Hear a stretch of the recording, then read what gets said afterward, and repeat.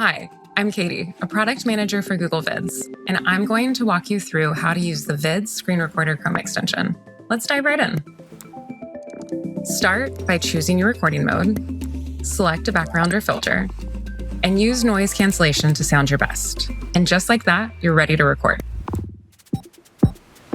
You can record for up to 30 minutes to get your full story across.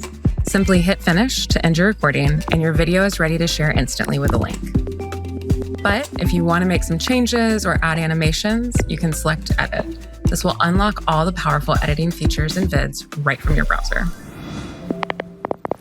By using features like transcript trim, automatically removing filler words and trimming your clips is as easy as editing a doc.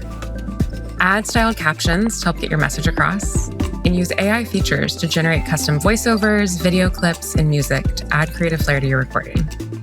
The Google Vids Screen Recorder lets you record effortlessly, edit with ease, and share instantly. Add the Google Vids Screen Recorder to Chrome today.